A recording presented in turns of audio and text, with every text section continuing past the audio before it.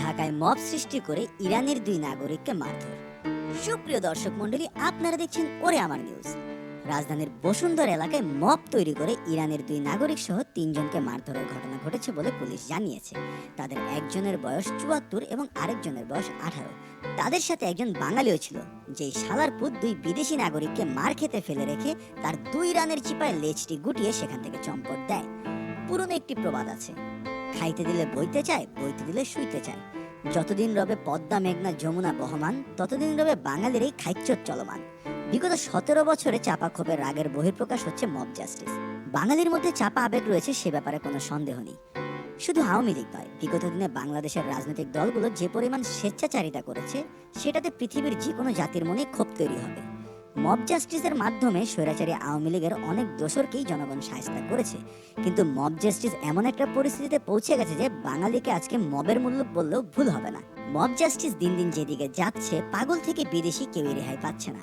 আর এতে দেশের এবং বর্তমান রাজনৈতিক প্রতিনিধিদের খুব একটা উপকার হচ্ছে তা কিন্তু নয়।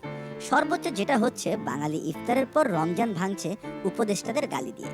আর মব বাহিনীর কাছে আমাদের একটা প্রশ্ন, কোন দিক দিয়া দুইটা ইরানি নাগরিকরে তোর কাছে আওয়ামী লীগের কর্মী মনে হইল, নাকি এটা বিদেশি নাগরিকদের বাংলাদেশে ওয়েলকাম জানানোর লাল স্বাধীনতার নতুন সিস্টেম? পুলিশের কাছে জানা যায়, বসুন্ধরা আবাসিক এলাকায় বিদেশি মুদ্রার বদলে বাংলাদেশি টাকা নিতে একটি প্রতিষ্ঠানে এসেছিলেন ইরানের 2 নাগরিক।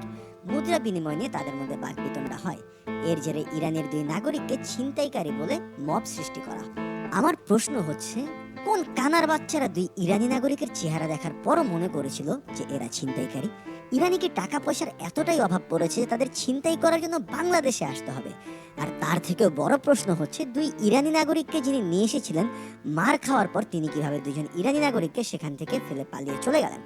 মবের শাস্তি পরে সবার আগে ওই হালার পুতের ধরে পিটান দরকার। মব জাস্টিস যতই বাড়ছে, ততই মনে হচ্ছে বাঙালির হিতাহিত জ্ঞান দিন দিন লোপ পাচ্ছে। এভাবে যদি চলতে থাকে, তাহলে খুব দ্রুতই দেখবেন বাংলাদেশে আন্তর্জাতিক বিভিন্ন স্যাংশন শুরু হয়ে গেছে।